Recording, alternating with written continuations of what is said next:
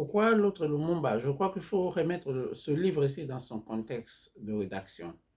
En 1996, j'étais journaliste à la radio catholique Ilikia.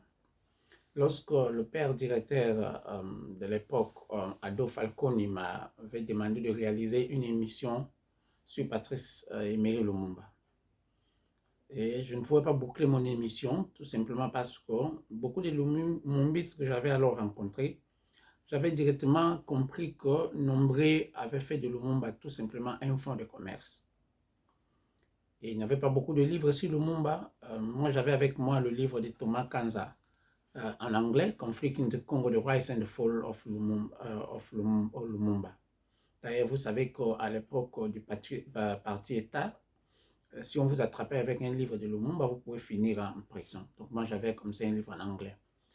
Et une année après, avec l'AFDEL qui est arrivé le 17 mai 1997 avec Laurent Désiré Kabila, j'ai fréquenté ceux qui arrivaient sous l'étiquette de Lumumbiste et je m'étais rendu compte rapidement que nombreux aussi ne connaissaient pas ce Lumumba-là.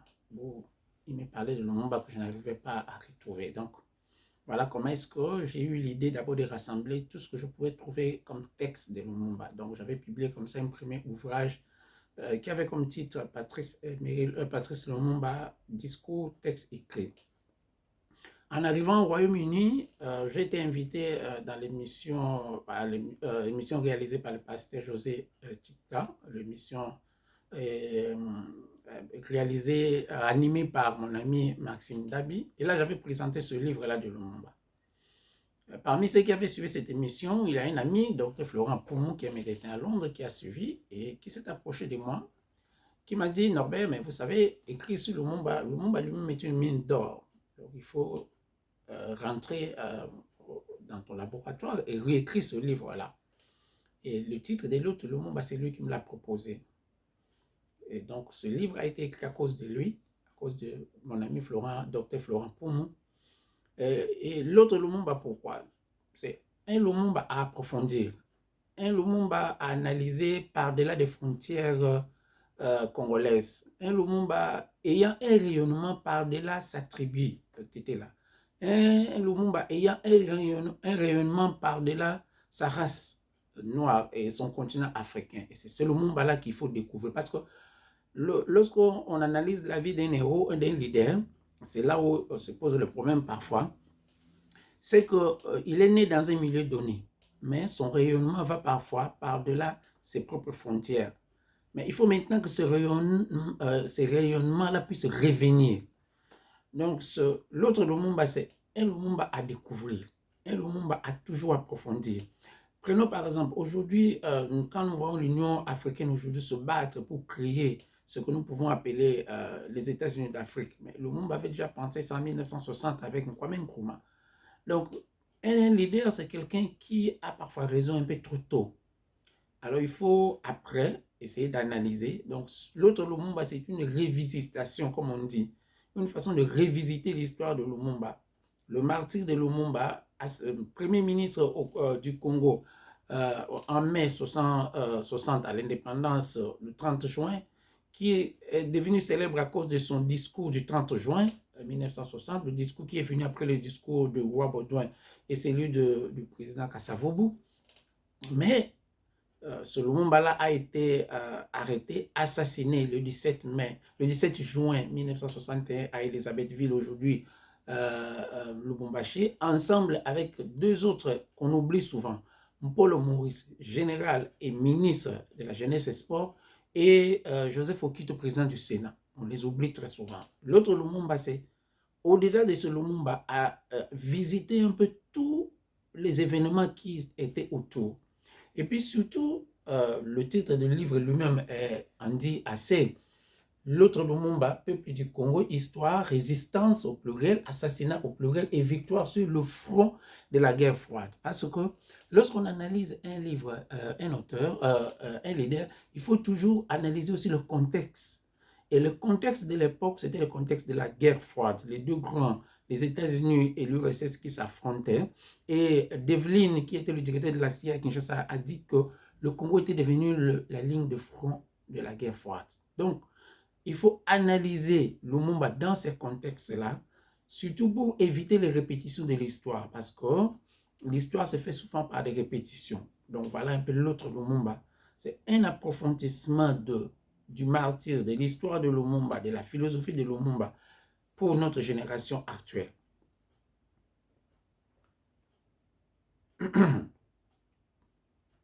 Il y a plusieurs livres écrits sur Lumumba. Et je crois que les meilleurs livres sont les 2 livres écrits par le professeur Jean Omasombo du musée des Tervuren, qui donne aussi cours dans plusieurs universités au monde et au Congo. Le livre de Oulu de Witt, l'assassinat de Lumumba, parce que ce livre-là a eu le mérite de faire revenir le dossier de Lumumba jusqu'à ce que le Parlement belge a dû réouvrir les archives de Lumumba. Ce qui nous devient intéressant pour savoir ce qui se passait, comment cet assassinat a eu lieu, qui en étaient les acteurs et les auteurs et les témoins.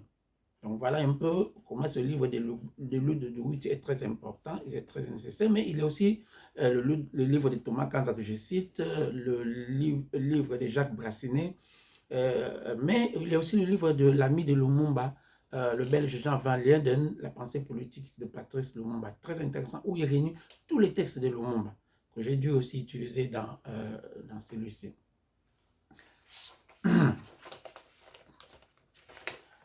Ce que ce livre contient, c'est que j'essaie d'approfondir. Vous savez, l'histoire du Congo ne commence pas avec les explorateurs Diego Cao et puis Henri Morton Stanley. Il va au-delà. Il y a le royaume Congo, il y a nos royaumes, il y a nos tribus. Donc, je mets comme ça en appendice toutes nos tribus du Congo avec les cartes. Effectivement, je lis un peu le grand historien que nous avons au Congo, le livre du professeur Naiwel, que je cite, le livre du professeur Joseph, de fait professeur burkinabé Joseph Guizerbo, et toutes ces données-là, j'essaie un peu de combler un vide. Hein. Moi-même enseignant, ancien enseignant, ayant des enfants aujourd'hui, le livre est dédié à ma fille aînée, Jennifer Prudence,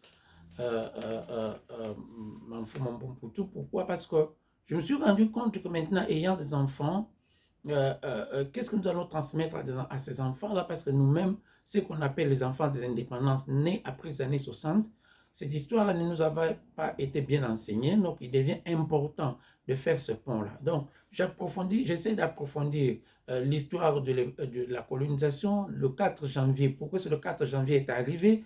J'essaie de mettre les cartes, par exemple, sur l'itinéraire, ce que j'appelle la Via Dolorosa de Lumumba, depuis qu'il avait quitté sa résidence à Léopoldville jusqu'à son arrestation lorsqu'il voulait traverser la rivière Sankoro le 2 décembre 60, comment est-ce qu'il a été ramené, comment est-ce qu'il a été emprisonné jusqu'à son assassinat le 17 janvier 61 à Elisabethville. L'itinéraire est là. Je mets beaucoup de croquis, je mets aussi beaucoup de photos parce que ancien enseignant, j'en fais un outil pédagogique. Je mets beaucoup de photos pour accrocher le lecteur. Je mets par exemple, je fais une analyse sur l'attentat qui a coûté la vie au secrétaire général de l'ONU, Daramas Joe, parce que j'ai eu à interviewer un ancien mercenaire qui était l'ami de celui qui dit avoir tiré sur l'avion du secrétaire général Daramas Joe. Je fais une analyse sur les sécessions katangaises, les sécessions du Sud Kassai avec Kalonji Albert, dit Mouloupoué, et puis Katangaise avec Moïse Tchombe. J'ai approfondi la table ronde. Je mets aussi en appendice les textes, les lettres, les discours importants de Lumumba.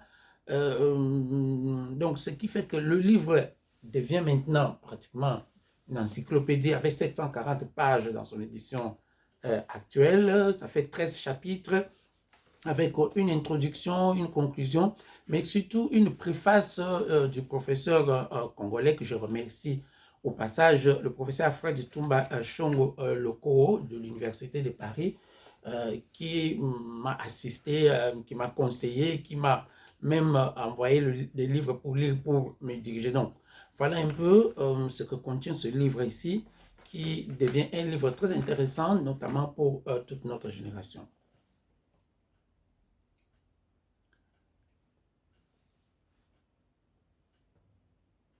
Oui, les difficultés, c'est surtout le silence des acteurs, témoins, des acteurs et des témoins congolais. Je regretterais de n'avoir pas arraché l'interview Justin Bomboko, fait Justin Bomboko, patriarche de Justin Bomboko, qui était en politique depuis 80, depuis 58 jusqu'à sa mort.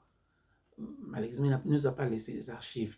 Ici, finalisant ce livre ici au Royaume-Uni, je regretterais de n'avoir pas arraché une interview à Albert Onawelo, qui est le cousin et secrétaire Lumumba, qui a beaucoup de choses à nous dire.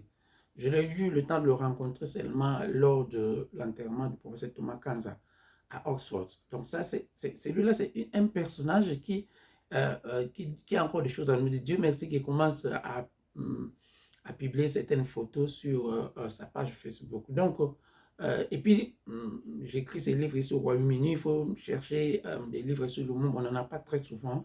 Beaucoup de livres sont écrits par les étrangers, mais il y a tout un travail à faire pour que les Congolais ayant connu ou qui se disent le Lumumba puissent aussi écrire et relater leur Lumumba. Donc, l'autre Lumumba, c'est un Lumumba avec 3 points de suspension. C'est-à-dire qu'à creuser, chacun peut creuser parce que la vie d'un héros, d'un leader comme Lumumba, c'est un puzzle. C'est ce puzzle-là qu'il faut mettre ensemble.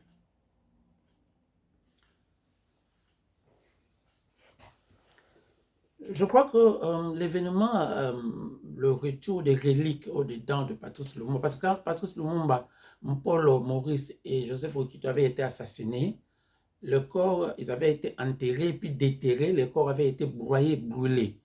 Le Belge Sout qui avait réalisé cette opération macabre sous demande de politiciens congolais du Katanga, notamment Godefroy Munongo, était resté avec lui. Il avait gardé 2 dents, 1 ou 2 dents.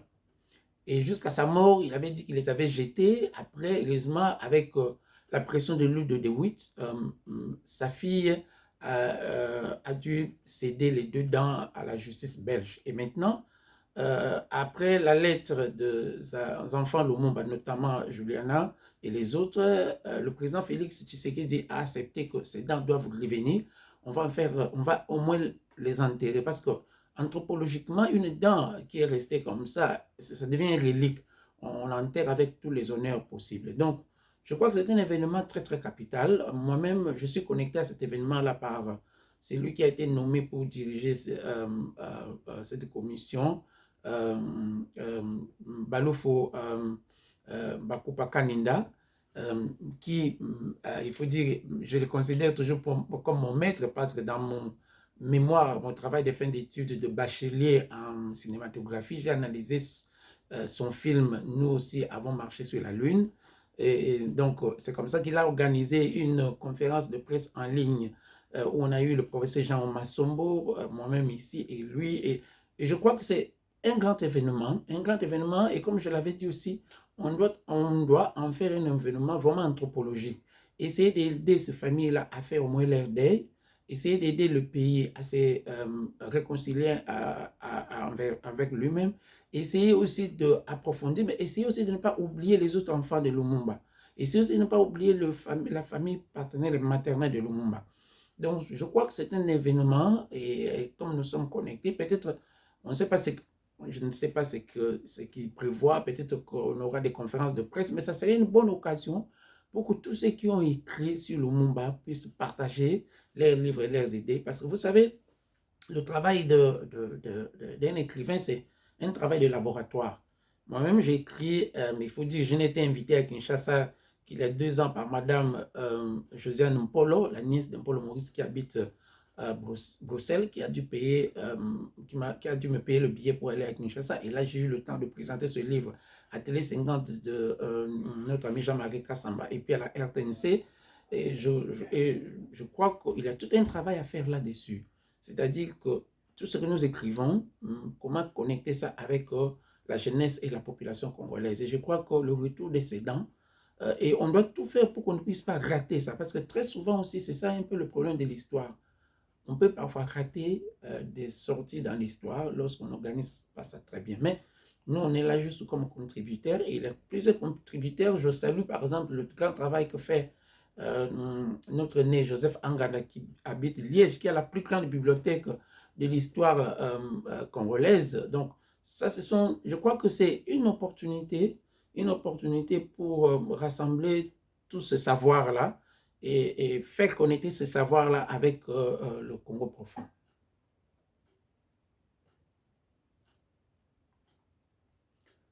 Le livre peut s'acheter sur Internet et il se vend sur Internet. Et il y aura des exemplaires qui vont arriver à Kinshasa pour le vendre à Kinshasa. Et comme je dis, le travail d'un écrivain, il faut un mécène. Et bon, on attendra comment.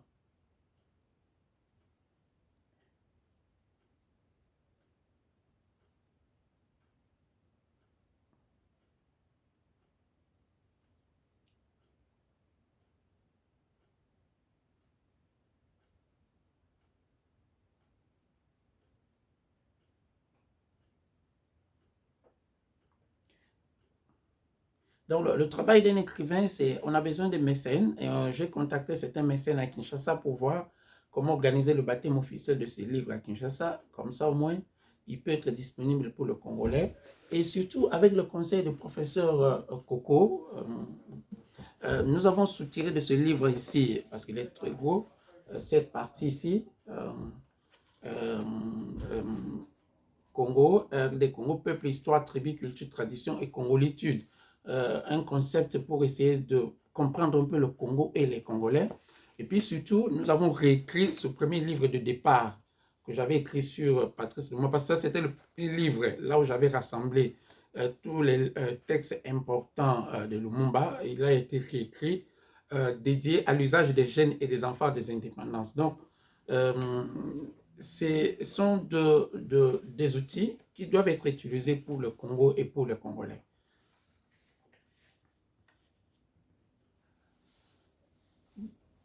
Les Africains, les Noirs, les Congolais ne lisent pas. Bon, non, bon, moi, comme journaliste, moi, j'aborde la chose un peu autrement. Je crois que c'est nous autres écrivains qui n'écrivons pas pour nous faire lire. C'est comme ça que son style est un peu très journalistique, hein?